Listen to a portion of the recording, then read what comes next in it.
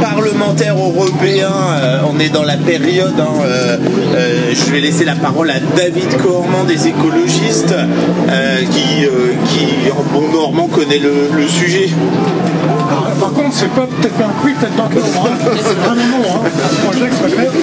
Bonjour, d'abord je voulais vraiment te remercier Guillaume et l'ensemble du collectif pour le travail extrêmement solide que vous fournissez maintenant depuis des années et qui illustre à quel point ce combat, la lutte sur ce combat s'est élargie depuis maintenant 10 ou 15 ans et ça c'est quelque chose qu'il faut souligner. Je vais prendre les lunettes européennes, même si étant local, c'est un combat qui m'est familier depuis 25 ans que je suis adhérent du parti dans lequel je milite. Se rappeler que c'est l'Europe, avec la protection de Natura 2000, qui avait imposé à l'époque à la métropole qui était favorable à ce projet de changer son tracé. Ce qui a largement d'ailleurs contribué aussi à élargir le front anti-autoroute. Sur les questions européennes, vous savez que pendant cette mandature, l'Union européenne s'est dotée de ce qu'on appelle en bon français un plan vert, un Green Deal, qui pose un certain nombre d'objectifs en termes de réduction de gaz à effet de serre. Or, ce projet, d'après même ses initiateurs, annonce qu'il entraînera l'augmentation de rejet de gaz à effet de serre. Deuxième élément, sur la qualité de l'air. Vous savez que la France est régulièrement condamnée à cause des mauvaises qualités de l'air dans ses agglomérations et dans ses métropoles au regard des règles européennes.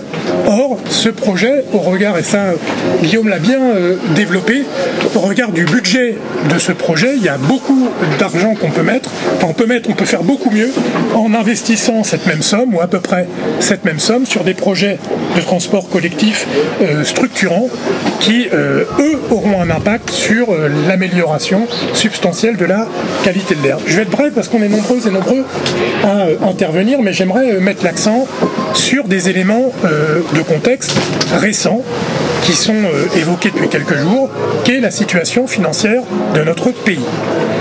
Vous savez peut-être, même si on est contre ces règles budgétaires, que la France, comme les 26 autres États de l'Union européenne, doit respecter des règles budgétaires. Et d'ailleurs, le gouvernement, par ses représentants au niveau européen, c'est d'ailleurs pas les seuls, ont voté pour le retour de ces règles budgétaires de pas plus de 3% de déficit. Or, les chiffres qui sont annoncés pour cette année, pour l'année prochaine et jusqu'en 2027, c'est des chiffres de déficit au-delà de 5%. C'est pour ça que le ministre des Finances a mis en demeure, quelque part, les autres forces politiques de dire « Mais où voulez-vous faire des économies ?»